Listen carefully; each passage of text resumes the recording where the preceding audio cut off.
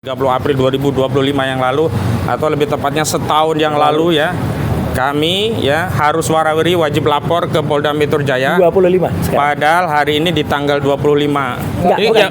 WL yang ke-25 ya. ke-25. Itu semua gara-gara laporan Joko Widodo yang tidak pernah bertanggung jawab untuk membuktikan ijazahnya. Bahkan ijazahnya pun tidak pernah ditunjukkan di forum apapun termasuk di pengadilan. Dan karena itu hari ini kami mendengar kabar ada gugatan perbuatan melawan hukum terhadap Saudara Joko Widodo di Pengadilan Negeri Surakarta yang pokok materinya adalah gegara. Saudara Joko Widodo tidak pernah mau menunjukkan ijazahnya di berbagai forum persidangan. Kendati secara berulang Saudara Joko Widodo dan tim kuasa hukumnya merepetisi pernyataan akan menunjukkan ijazahnya baik SD, SMP, SMA, dan S1 UGM-nya di persidangan. Namun kami perlu sampaikan kepada seluruh rakyat Indonesia, sudah berlalu banyak persidangan baik perdata bahkan pidana yang akhirnya memvonis Gus Nur dan Bambang Trimulyono 4 tahun penjara. Itu tidak pernah kunjung ditunjukkan ijazah Saudara Joko Widodo. Jangankan S1 UGM-nya, SD-nya pun tidak ditunjukkan. Jaksa hanya bermodal kopi-kopi dari ijazah, dan dengan dasar kopian ijazah itulah dua orang anak bangsa telah terenggut kemerdekaannya menjadi korban kezaliman ijazah Saudara Joko Widodo, divonis 6 tahun walaupun akhirnya banding menjadi 4 tahun. Dan alhamdulillah keduanya sudah kembali bebas, dan Gus Nur tidak berkurang apapun, dia tetap menjadi pendakwah, tidak kemudian diisolasi oleh masyarakat gara-gara dia yang mengkritik ijazah Saudara Joko Widodo. Bahkan hari ini yang justru terisolasi adalah Saudara Joko Widodo, karena dalam setiap kesempatan publik Saudara Joko Widodo bertanya kepada masyarakat atau bertemu, di dalam benak Jokowi pasti sudah merasa didakwa oleh rakyat, mana ijazahmu, mana ijazahmu, mana ijazahmu. Karena itu kami tim advokasi anti kriminalisasi advokasi di tim Roy Suryo CS ini, selain mengkonfirmasi bahwa kami telah melakukan wajib lapor sesuai dengan apa yang diatur dalam undang-undang, hari ini kami ingin merespon gugatan tersebut dengan beberapa hal. Yang pertama, kami mengapresiasi setiap elemen gerakan anak bangsa yang peduli terhadap masalah ini, karena persoalan ijazah ini tak ansih soal selembar dokumen, tapi berkaitan dengan legasi bersejarah, yakni apakah kita akan mewariskan bangsa ini dengan nokta hitam ijazah palsu tanpa kita selesaikan di era kita, di generasi kita. Jangan sampai anak-anak di generasi berikutnya, bahkan generasi hari ini merasa tak penting lagi bersekolah dan mendapatkan ijazah asli hanya karena ada ungkapan bahwa untuk jadi presiden pun tinggal pesan ijazah di UGM. Jadi kami apresiasi para penggugat yang ada di Solo yang telah mengajukan gugatan. Ini sekaligus mengkonfirmasi bahwa urusan ijazah ini bukan hanya urusan Roy Suryo CS, tapi urusan segenap anak bangsa yang peduli, yang hari ini karena kita mengakui bahwa negara kita negara hukum, forum yang paling tepat untuk dalam tanda petik memaksa Saudara Joko Widodo menunjukkan ijazahnya adalah melalui forum pengadilan.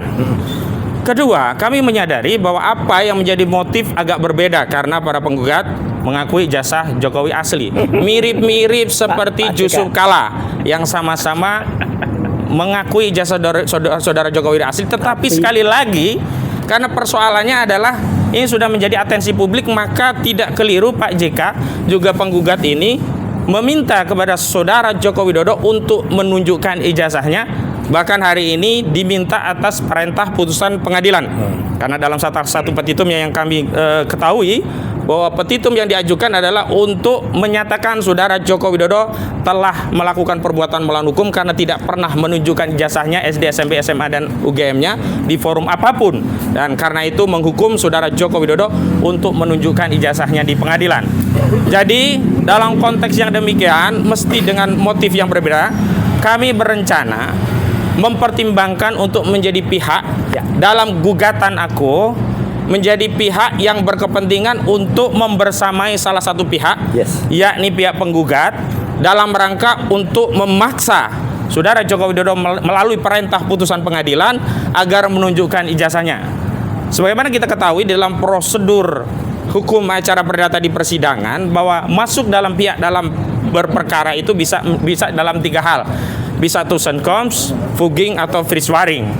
To and cons maksudnya adalah masuk sebagai pihak mandiri, punya kepentingan sendiri, masuk dalam gugatan, tidak memihak salah satu pihak, baik penggugat maupun tergugat. Pugging adalah masuk, intervensi masuk membersamai salah satu pihak, apakah tergugat ataupun penggugat, dan dalam hal ini kami berencana masuk membersamai posisi penggugat meski dengan motif yang berbeda. Tujuan sama, agar kami bisa mengakses ijazah tersebut, bukan hanya diperlihatkan di gelar perkara khusus. Kenapa demikian? Karena saudara-saudara setanah air, jadi Pak Roy Suryo ini sudah dipersoalkan, divonis menjadi tersangka oleh penyidik, padahal belum ada satupun putusan pengadilan. Jangankan berkekuatan hukum tetap, satu saja putusan pengadilan di tingkat pengadilan negeri yang menyatakan ijazah saudara Joko Widodo asli itu belum pernah ada. Lalu bagaimana mungkin ada anak bangsa yang mengkritik soal ijazah lalu dikatakan sebagai fitnah dan pencemaran, lalu ditetapkan tersangka dan disibukkan dengan wajib lapor padahal belum ada putusan pengadilan. Kepentingan kami penting, kenapa? Karena kalau dalam forum tersebut mampu dipaksa saudara Joko Widodo menunjukkan ijazahnya, dan bahkan kami bisa mengakses melalui Pak Roy dan tim-tim lainnya, dan dibuktikan dalam forum tersebut bahwa ijazah tersebut memang palsu, dan ditetapkan oleh pengadilan setelah menimbang berbagai bukti yang ada, ditetapkan bahwa ijazah saudara Joko Widodo palsu, maka demi hukum kasus yang di Polda Metro Jaya ini harus dihentikan karena tidak relevan orang ya disebut fitnah dan pencemaran padahal terbukti ijazahnya palsu. Dan yang paling penting adalah dalam forum tersebut kami bisa melakukan apa yang disebut dengan pemeriksaan berkas atau inzage.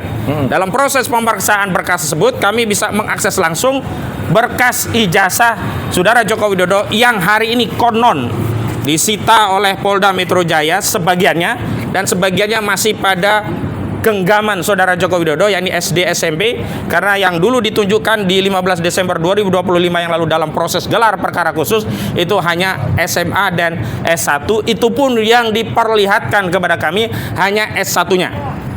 Jadi jangan punya asumsi kalau diperlihatkan nanti ijazahnya berarti terbukti asli, tidak, itu hal yang lain. Jadi yang diperlihatkan itu belum tentu asli, dan kalaupun diperlihatkan itu setidaknya membuktikan saudara Joko Widodo punya sikap negarawan, gentleman. Jadi sebagaimana yang diharapkan oleh Pak JK, saudara Joko Widodo tunjukkan ijazahnya. Dan hari ini kawan-kawan perlu ketahui pembelahan anak bangsa sampai terakhir. Ada pelaporan 3 kader PSI, ada Grace Natali, ada kemudian Ade Armando, ada kemudian Abu Janda. Mohon maaf, yang Abu Janda bukan kader ya, 2 saja yang berujung dengan mundurnya. Ya, salah satu atau keduanya yang mundur itu dari PSI. Salah satu ya, mungkin Grace akan menyusul ya. Itu kan tidak lepas dari apa ya, geger ya, gara-gara ijazah Joko Widodo. Kenapa demikian?